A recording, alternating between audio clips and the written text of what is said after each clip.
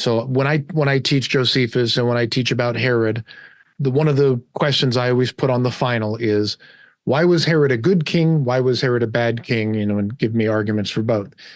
And one of the arguments for Herod being a good king is he was always sensitive to the Jewish customs and traditions, especially to the religious customs and traditions. Now, was he doing it out of self-preservation? Was he doing it to maintain his authority, maintain peace, just to keep him on the throne?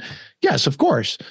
But he was half Jewish, right? He knew this is why the Romans were keen to use client kings.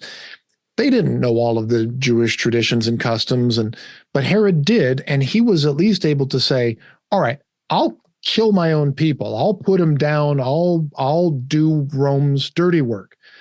But I'm at least smart enough to know, God, if they get in the temple, we're going to have a big problem. So let's not do that. By the way, I'm not going to put my face on the coins that I mint.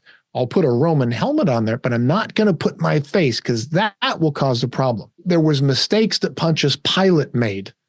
After they got rid of these client kings and they just brought in direct Roman governors, bringing in images of the emperor, right?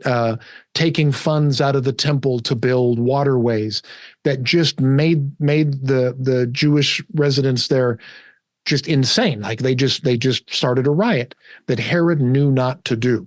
So yeah, Herod killed people, including his own kids, right? A lot of people, yeah. When he thought there was a threat, but he was also smart enough not to do certain things that he knew would cause a riot, the religious things, and he did other things that would help his people. Right. So it's this old argument of, is he still a bad king because he's paranoid and killing people and working for the Romans? Yeah, this is, if you're Jewish, yeah, this is bad. But he is trying to do certain things to to keep there from being a complete rebellion against him. He still had to leave town and go off to his palaces out at Jericho and Masada on occasion when things got really bad.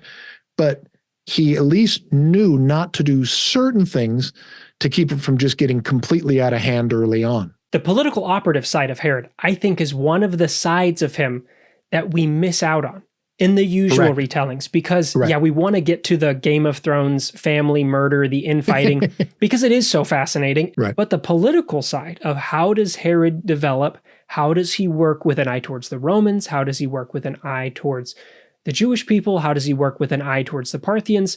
That he's balancing the scales seemingly very well because he stays alive for a long time. He's very successful, we might say, as a king, as far as what he builds, paying for some food during famines. He tries to walk the line, and as the result, does he kill his sons? Yes. Part of the job. Part of the job. And I also think, if we're reading through in Antiquities some of the discussions of other people going along here, it's not totally out of line with what anyone else is doing either. He's just around for a long time, so he kills more. This is the world of violence and power that Herod is operating in.